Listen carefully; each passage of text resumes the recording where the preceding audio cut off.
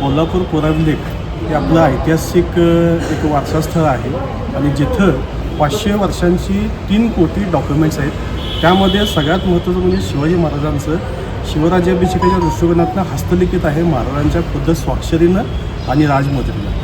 तर अशी महत्त्वाची डॉक्युमेंट्स शाहू महाराजांची पण आहेत, ताराबाई साहेबांची आहेत, राजाराम महाराजांची आहेत आणि याच्या संवर्धनासाठी संरक्षणासाठी गेली 2.5 वर्ष आम्ही आंदोलन करतो आहे, पण संवाद प्रशासनाशी साधून आंदोलन करतो आहे. यामध्ये राजेश साहेब जे आपले कार्यकारी अध्यक्ष आहेत जिल्हा नियोजन समितीचे, राज्य नियोजन समितीचे, त्यांनी आम्हाला मीटिंग घेतली होती आणि हा प्रश्न अत्यंत संवेदनशील आहे, महत्त्वाचा आहे.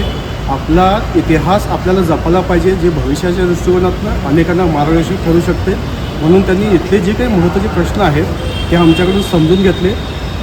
उपजिल्हाप्रमुख किशोर गाडगे साहेबांनी त्यामध्ये अत्यंत सहकार्याची भूमिका घेत ही मीटिंग घडवून आणली आणि यामधून दादांना आम्ही जे थोडक्यात जे माहिती दिली होती त्या अनुषंगाने 3 महत्त्वाचे मुद्दे की तिथं फरसबंदी रस्ता, ऐतिहासिक गेट कमान, प्रदूषणविरोधी यंत्रणा आणि भविष्यात अभ्यासकांना अध्यासन करण्यासाठी तिथं एक अभ्यासिका जिथं जिल्हा सत्र न्यायालयानं त्यांची रेकॉर्डवरून हस्तांतरित केलेली आहे. अत्यंत पाश्चात्य धर्तीवरती चांगल्या पद्धतीचं तिथं अभ्यासन केंद्र होऊ शकते अशा मागण्या दादांना मनापासून त्या भावल्यामुळं त्यांनी आज जिल्हाधिकारी सरांच्या इथं मीटिंग घेतली. एकदम गडबडीनं असेना पण घेतली आणि आमचं जी उद्या 6 जून शिवराज्याभिषेक दिनी पदयात्रा होती कोल्हापूर गादी ते सातारा गादी, पण ही यात्रा आपण थांबवावी पदयात्रा आणि आम्ही लवकरात लवकर याची पूर्तता करू असं त्यांनी आश्वासनही दिलं आहे आणि जिल्हाधिकारी सरांनी त्याला मान्यता दिलेली आहे.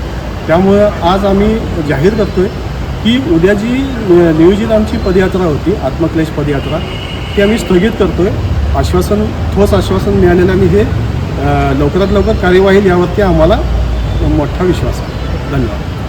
अशाच नवनवीन अपडेट्ससाठी डिजिटल कोल्हापूर चॅनेलला सबस्क्राईब करायला विसरू नका.